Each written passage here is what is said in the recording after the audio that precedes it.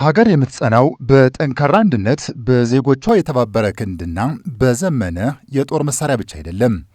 ይልቁንም በሰለጠነ የሰው ኃይል፣ በአስተማማኝ የኢኮኖሚ አቅም፣ በምትመራባቸው ቁልፍ ሀገራዊ ፖሊሲዎችና ስትራቴጂዎች ጥራት እንዲሁም በበሳል አመራር ጭምር እንጂ።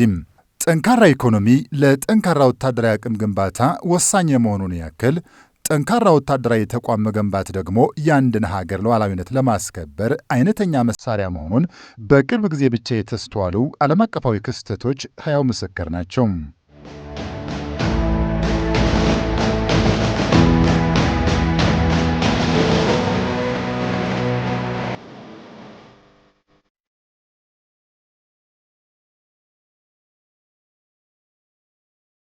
ጠንካራ ወታደራዊ አቅም መገንባት የምርጫ ጉዳይ ሳይሆን የሕልውና ጉዳይ ሆኖ እናገኘዋለን። ተቋማችን መከላከያም የሀገራችንን ግዝፈት፣ የሕዝባችንን ታላቅነትና የታሪካችንን ገናናነት ጠብቆ ለማቆየት የሚችል የሰለጠነም ዘመናዊ ሰራዊት ለመገንባት ግልጽ የሪፎርም ዕቅድ በመንደፍ እየተረባረበ ይገኛል።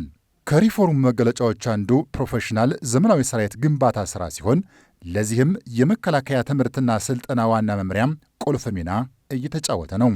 በቀዳሚነት የተቋማችንን ኃይል በማምረትና በማባዛት የሚታወቀው የመከላከያ ትምህርትና ሥልጠና ዋና መምሪያም ከታችኛው ተዋጊ ኃይል እስከ ላይኛው የግንባር አዛዥ ድረስ እያበቃ ይገኛል። ዓላማ የጸናው በጀግንነት ቆሜ ድንበሬ ማስከበር ባጥንትና ደሜ የወገን አለኝታ ሀገር ባላደራ በኢትዮጵያዊነቴ ሁሌም የምኮራ ወታደር ነኝ ወታደር ዘቤ ቆምኩኝ። ዋና መምሪያው የሉዓላዊነት ተምሳሌት የሆነውን የሀገር መከላከያ ሰራዊታችንን በዘመናዊ እውቀት፣ በላቀ ጥበብና በማይናወጥ ወታደራዊ ዲስፕሊን የሚያንጽ የተቋሙ ስትራቴጂካዊ ሞተር ነው።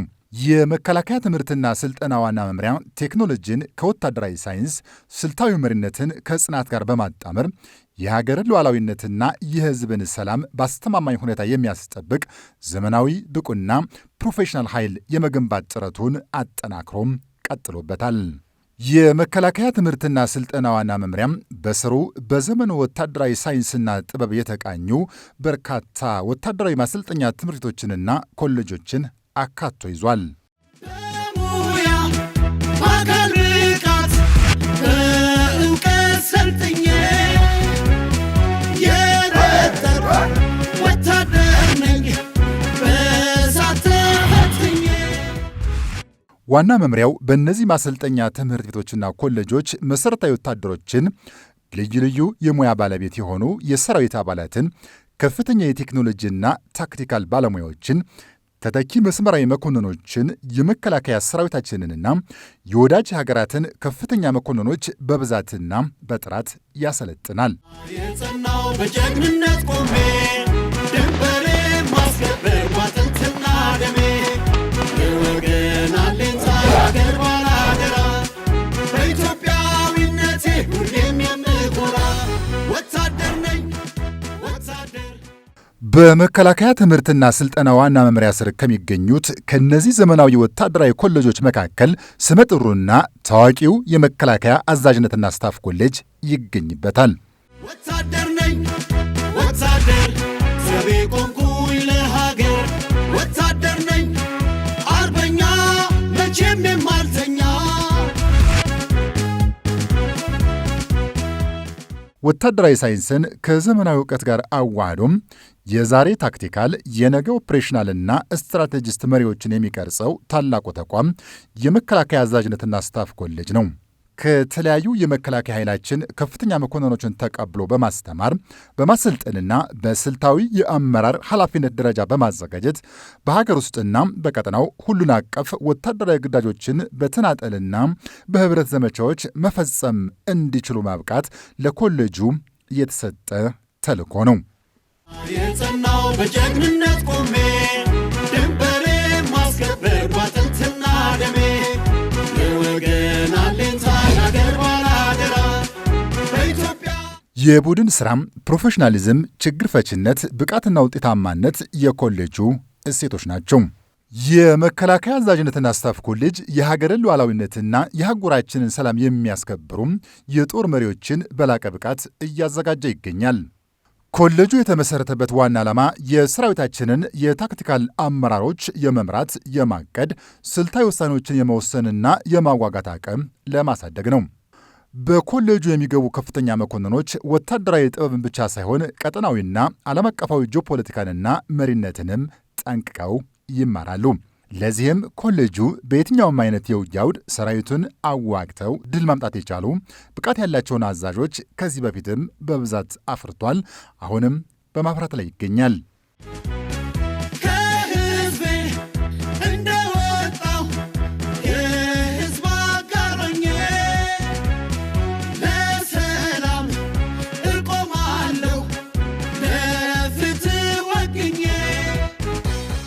የመከላከያ አዛዥነትና ስታፍ ኮሌጅ ከታክቲካል መሪነት ተነስተው እስከ እዝና ኃይል አዛዥነት የደረሱ ስትራቴጂክ ወታደራዊ መሪዎችንም ያፈራ ስመጥር ወታደራዊ ኮሌጅ ነው።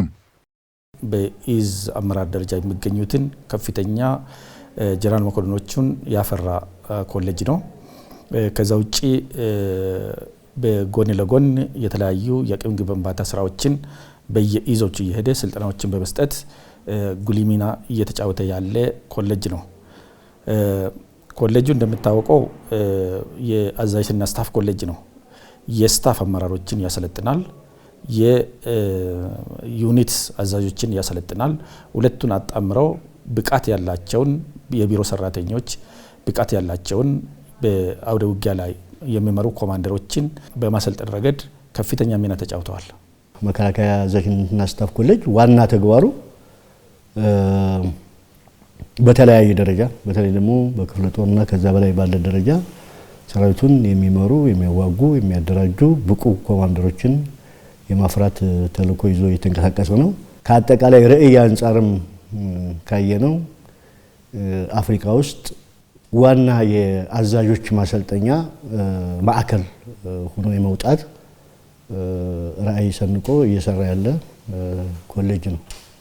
አሁን በመከላከያ ደረጃ አብዛኞቹ አዛዦቻችን በዚሁ የትምህርትና ስልጠና ወታደራዊ ትምህርትና ስልጠና ቻናል ውስጥ ያለፉና በግዳጅ አፈጻጸማቸውና በሰራዊት የአመራር ብቃታቸው የተመሰከረላቸው እና ተወዳዳሪ ፕሮፌሽናል ጀነራል መኮንኖችና ከፍተኛ መኮንኖችን እያፈራ ያለ የትምህርት ተቋም ነው።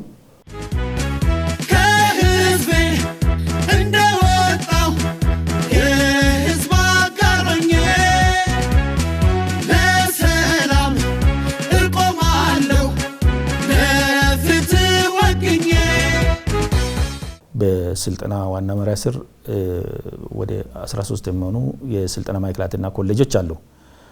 ከነዚህ ጋር አብረን እንሰራለን። በሚያገናኘን ስራዎች ላይ በመቀናጀት በስልጠና ዋና መሪያ አስተባባሪነት አብረን የምንሰራበት ሁኔታ አለ። ከዛ ውጭ ያሉት እንደ መከላከያ ዩኒቨርሲቲ ያሉት የኢትዮጵያ ብሔራዊ ኮሌጅ ጭምር አብረን ነው የምንሰራ። አብረን የምንሰራባቸው ቦታዎች አንደኛ በጥናትና ምርምር ተጋግዘን ነው የምንሰራ፣ ተቀናጅተን ነው የምንሰራ። ግብዓትንም በመለዋወጥ በኩል ደግሞ እኛ ጋር ያለው እነሱ የሚጠቀሙበት ሁኔታ አለ። መምህራንም ከኛም ከነሱም እየመጡ የማስተማር ሁኔታ አለ። የተመክሮ ልውውጥም እናደርጋለን። ከዛ ውጭ ደግሞ ኢቭን በዚህ ዓመት ከመከላከያ ዩኒቨርሲቲ ጋር እጅግ በጣም በሚገርም ሁኔታ በዓለም አቀፍ ሁኔታ በኮንቲኔንታልና በከባባዊ ሁኔታ ላይ የሚገርም ፓነል አዘጋጅተን ከነሱ ጋር አቅርበን ነበረ። እሱም የሚደነቅ ነበረ። ዓላማዬን የተረዳው ከዘር ስሜት ነኝ የጸዳው በጨዋነት ስነ ምግባር ዘብ መቆም ነው የኔ ተግባር። ስማርት ኮሌጅ የምንልበት ምክንያት ምንድነው? አብዛኛውን ስራዎችን ዲጂታላይዝድ አድርጎ ይሰራል ለማለት ነው። ከዚህ አንፃር በጣም በርካታ እንቅስቃሴዎች ተደርገዋል። ስልጠናውና መምሪያ ይሄንን በቀጥታ እጁን አስገብቶ የመምራት እና አቅጣጫ የማስያዝ ስራ እየሰራ ነው። በዚህ ዓመት የሚጠናቀቅ በጣም ግዙፍ የፋሲሊቲ ያለው የህንፃ ግንባታ እያለቀ ነው። ይሄ አንዱ አካል ነው። ሁለተኛ ሌሎች የመምህራን አቅም ግንባታ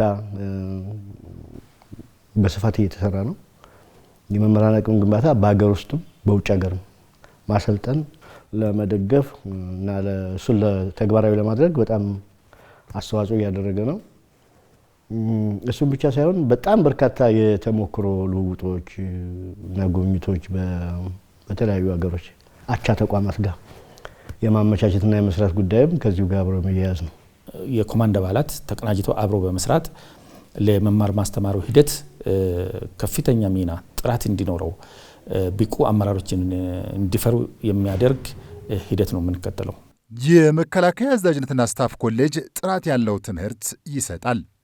በአጭርና በመደበኛ ረጅም ኮርስ መርሃ ግብሮች ውስጥ የሚከተለው ካሪኩለምም የሀገራችንን የትምህርት ፖሊሲ መነሻ ያደረገና እጅግ ዘመናዊና ተለዋዋጭ የሆነውን የዓለም የጸጥታ ሁኔታ ያገናዘበ ነው። የትምህርት ጥራቱን ለማረጋገጥ በርካታ ከትምህርትና ስልጠና ጋር የተያዙ ነገሮችንም በምን መልኩ እየተሰጡ እንደሆኑ የሚፈትሽ ክፍል ነው። ተማሪዎች መኖሪያቸው ምን ይመስላል፣ የተማሪዎች የኑሯቸው ሁኔታ፣ የሚሰጣቸው የድጋፍ አገልግሎት በምን ደረጃ እንዳለ፣ የማስተማሪያ ድጋፍ የሚሆኑ በዋቤነት የሚጠቀሱ ማቴሪያሎች መኖራቸውን በአጠቃላይ በብዙ መልኩ የትምህርትና ስልጠናውን ሂደት ሊደግፉ የሚችሉ ነገሮችስ በምን ሁኔታ እየተሰጡ ናቸው፣ አስተዳደራዊ መፍትሄዎች ጭምር አስተዳደራዊ ችግሮቻቸው እንዴት ይፈቱላቸዋል፣ ኑሯቸው እንዴት ይመራል፣ እነኚህን በማየት ለትምህርት ጥራት ግባት የሚሆኑ ነገሮችን በማውጣት ለውይይት እና ሊስተካከሉ የሚችሉ ነገሮች በመጠቆም የራሱን የሆነ ሚና ይጫወታል። 4 አይነት ፕሮግራሞችን ይከናወናሉ። ረጅም ኮርስ አለ። በፒኤስሲ ደረጃ የሚማሩት ነው። በፒኤስሲ ደረጃ ሆኖ ረጅም ኮርስ ማስተርስ ፕሮግራም የሚከታተሉ ማለት ይሄ የመከላከያ ዩኒቨርሲቲ መስፈርት ያሟሉ እንዲሁም ከትምህርት ሚኒስቴር መስፈርትን ያሟሉ በአዲስ አበባ ዩኒቨርሲቲ ጋር ፈተና ጨርሰው መስፈርቱን ካሟሉ በኋላ የሚቀላቀሉ በተጨማሪ የሚሰሩት አለ። መደበኛ ስርዓተ ትምህርቱ በቲዮሪ በክላስ ውስጥ ይሰጣል። ተጓዳኝ ስርዓተ ትምህርት ግን ለምሳሌ ጆይንት ኦፕሬሽን ክላስ ውስጥ ካፓቢሊቲ ትምህርት ከሰጠ ተጓዳኝ ስርዓተ ትምህርት ደግሞ ብዙ ነገሮችን ያካትታሉ፣ ትምህርቱን የሚደግፍ ማለት ነው። አንዱ ቪዚቲንግ ነው ወይም ጉብኝት ነው። ለምሳሌ በጆይንት ኦፕሬሽን የካፓቢሊቲ ትምህርት ከተሰጠ ትምህርቱ ሲጠቃለል በጉብኝት እናጠቃልላለን። ልዩ ስልጠና በተግባር ስራ ላይ ያሉ ከፍተኛ መኮንኖችን የስልጠናውና አምራዊ ፍላጎት መነሻ በማድረግ ከየቀጠናው በመጥራት ለአጭር ጊዜ ለ2 ወር 3 ወር የአመራር ስልጠና ይሰጣል። መጥተው ይሰለጥናሉ። በተጨባጭ ከጊዜ ወደ ጊዜ እያደገ እየሄደ ያለ ነው። ለምሳሌ በ2017 በጀት ዓመት 10 ተማሪዎች ነው የነበሩት። አሁን ግን ወደ 17 የውጭ ሀገር ተማሪዎችን ጨምረዋል። ኮሌጁ የመቀበል አቅሙ በጣም አሳድጓል፣ ተፈላጊነቱም ጨምሯል ማለት ነው። ኮሌጁ እውቀትንና ወታደራዊ ሳይንስን ለተተኪው ትውልድ የሚያጋሩም ብቁና አንቱ የተባሉ ምሁራን ባለቤት ነው። የድህረ ምረቃ ፕሮግራምን ጨምሮ የየዲፓርትመንቱ ኃላፊዎችና መምህራን በትምህርት ላይ የሚገኙትን ከፍተኛ መኮንኖች በሚፈለገው እውቀትና ክህሎት ለመቅረጽ ከንድፈ ሐሳብ እስከ ተግባራዊ ልምምድ ሌት ተቀን ይተጋሉ። ከፍተኛ መኮንኖችም በትምህርት ቆይታቸው ከጦርነት ጥናት እስከ ስትራቴጂክ ማኔጅመንት፣ ከስትራቴጂክ ማኔጅመንት እስከ ህብረት ዘመቻ የሚደርሱና ተያያዥ ኮርሶችን ይወስዳሉ። ዓላማዬን የተረዳው ከዘር ስሜት ነኝ የጸዳው በጨዋነት ስነ ምግባር ዘብ መቆም ነው የኔ ተግባር። የድህረ ምረቃ ማለት ያው ተማሪዎች ማስተርስና ከዛ በላይ ያሉትን ነው የሚለው። እኛ ጋር ግን የማስተርስ ተማሪዎች ናቸው የሚሳተፉት። እነዚህ የማስተርስ ተማሪዎች ከየት ይመጣሉ? ከመነሻው ስናይ ከተለያዩ ክፍሎች ለዚሁ ለፓስ ስታፍ ኮርስ ለፒኤስሲ ሲመጡ አቅም ያላቸው የመጀመሪያ ዲግሪ ያላቸው የትምህርት ሚኒስቴር የሚያዘጋጅላቸውን ጋት ወይንም ግራጁዌት አድሚሽን ቴስት ማለፍ የሚችሉ ሁለተኛ ደግሞ እዚሁ ራሱ ተቋሙ የኛ ኮሌጅ የማስተርስ መግቢያ ፈተና ያወጣል ከጋት በተጨማሪ። ጋት ማለት ግራጁዌት አድሚሽን ቴስት ነው። በትምህርት ሚኒስቴር ተዘጋጅቶ የሚሰጥ ነው። ሁሉም አሁን በሀገር ደረጃ ያሉት የትኛውም ዩኒቨርሲቲ ማስተርስ ፕሮግራም መስጠት የሚችለው ወይም ተማሪዎችን መቀበል የሚችለው በትምህርት ሚኒስቴር የተዘጋጀውን ጋት ሲያልፉ ብቻ ነው። የኛ ተቋም ይሄ ጋትን ሳያሳልፍ ማስተርስ ፕሮግራም አያስተናግድም ማለት ነው። ስለዚህ እንደውም በመከላከያ ደረጃ የመጀመሪያው አምና ነው የጀመርነው ጋት ፈተናም ወደ መከላከያ እንዲገባ ያደረግነው በእኛ ነው። እኔንም ጨምሮ የተለያዩ እዚህ ምክትል አዛዦች ነበሩ። አንድ ላይ በጋራ ሆነን ከትምህርት ሚኒስቴር ጋር ተነጋግረን እንዴት ጋትን ማዘጋጀት እንችላለን፣ እንዴት እንስጥ፣ ከሚሊተሪ ወደ 40% ፈተናዎች እንዲዘጋጁ 60%ን ደግሞ ከሲቪሊያንስ ወይም ሌላ ተቋማት የሚወስዱትን ፈተና አድርጎ ኢንተግሬት ተደርጎ በጋራ እንዲወጣ ተደርጎ ለመጀመሪያ ጊዜ እዚሁ ኮሌጅ ውስጥ ጋት እንዲሰጥ ባለሙያዎችን ትምህርት ሚኒስቴር ላከልን። ሲስተሙን እዚሁ ዴቨሎፕ ተደረገና እዚሁ ትምህርቱ ተሰጥቶ አምና 13 ተማሪዎች አስመርቀናል። ወደ 9 ሀገር ውስጥና ቀሪዎቹ ደግሞ የውጭ ሀገር ተማሪዎች ናቸው። በዘንድሮ ደግሞ ሌቨሉ ከፍ ብሎ 25 ተማሪዎችን አሁን እያስተማርን እንገኛለን። የሀገራዊ ደህንነትና ስትራቴጂ ኮርስ በዋናኝነት ይህ ትልቅ ኮርስ ነው፣ ሰፊ ኮርስ ነው። በሁለተኛ ደረጃ ደግሞ የአውደ ውጊያ ህግ ወይም ደግሞ ኦፕሬሽናል ሎው ይባላል።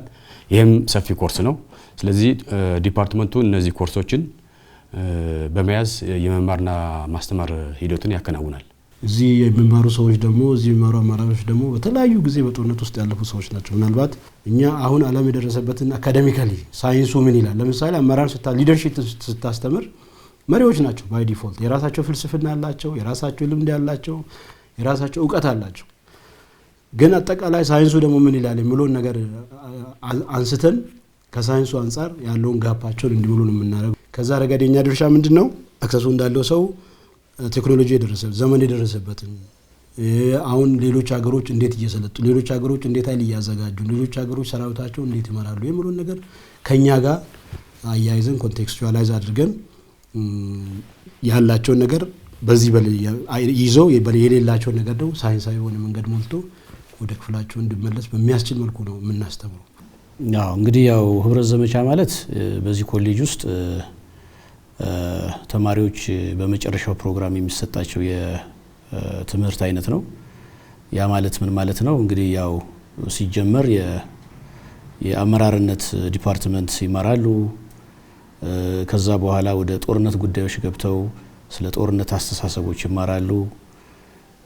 በመቀጠልም አጠቃላይ ስለ ሀገሪቱ ስለ አካባቢው ስትራቴጂካዊ አስተሳሰባቸውን በስትራቴጂ ዲፓርትመንት ከተባሩ በኋላ አጠቃላይ ይሄን የተማሩትን ትምህርት በተግባር ልምምድ የሚያደርጉበት የህብረት ዘመቻ ዲፓርትመንት ነው ማለት ነው።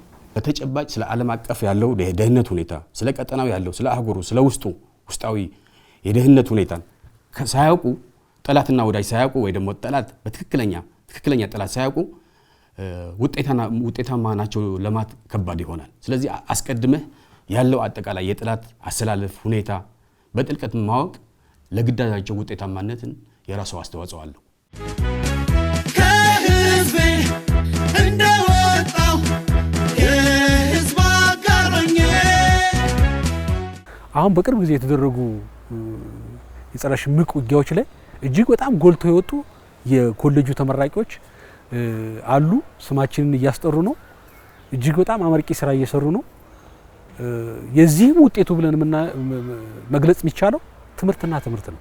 ከነበሩ ትሬንዶች ውጪ አሁን አዳዲስ ትሬንዶች መርጅ ያደርጋሉ። በየጊዜው አዳዲስ ሁኔታዎች ይፈጠራሉ። በቀጠናችን በዓለም አቀፍም በሀገርም ሁኔታ አዳዲስ አሰላለፎች፣ አዳዲስ ሁኔታዎች፣ አዳዲስ የደህንነት አወቃቀሮች፣ አዳዲስ አሰላለፎች ይወጣሉ። እነዚህን ተከታትለን ተማሪውን የማሳወቅ የማንቃት እነዚህን እንዲያጠኑ የማድረግ የተጻፉ አርቲክሎችን በዚህ ዙሪያ የተጻፉ ቲዮሪዎችን፣ ሞዴሎችን፣ ኮንሰፕቶችን በጥልቀት እንዲመራመሩ አሁናዊ ሁኔታን ደግሞ በጥልቀት አጥንቶ ከኛ ሀገር ብሔራዊ ደህንነት ብሔራዊ ጥቅም ጋር እያስተሳሰሩ እንዲረዱ የተለያዩ ሴናሪዎች ይሰጣቸዋል። ከዛ ሴናሪዮ ተነስቶ አሁናዊ ሁኔታን ከትላንትና ሁኔታ ተነስቶ አሁናዊ ሁኔታን እንዲተነትኑ ይደረጋል። አሁናዊ ሁኔታ ላይ ቆሞ ደግሞ ነገ ምን ሊሆን ይችላል፣ እኛስ ዝግጅታችን ምን መሆን አለበት የሚለውን በጥልቀት የሚያጠኑበት ሲቹዌሽን ይሰጣቸዋል። ከተሞክሮ ስቱደንት ሴንተርድ የሆነ አፕሮች ነው የምንከተለውና ተማሪ ተኮር በሆነ አካሄድ አስተማሪው ብቻ የሚያወራበት ጉዳይ አይደለም ያለው። ከተሞክሮ ከተለያዩ ሀገራት የሚመጡ ረጅም ኮርስ ላይ ለምሳሌ እንግሊዝኛ ላይ የተለያዩ ሀገር አፍሪካውያን የሚመጡ አሉ። ከነሱ ተሞክሮ ይወስዳል። እርስ በርሳችን ደግሞ ኢትዮጵያውያን አንዱ ካንዱ ያለውን የውጊያ ላይ ተሞክሮ ይወስዳል። በዚህ ሂደት ነው የትምህርት ሂደቱን ምንመራውና ቃል ገባው ለወገኔ የቁርጥ ቀን ለመሆኔ ቃል ኪዳኔን አከብራለሁ በጀግንነት እቆማለሁ።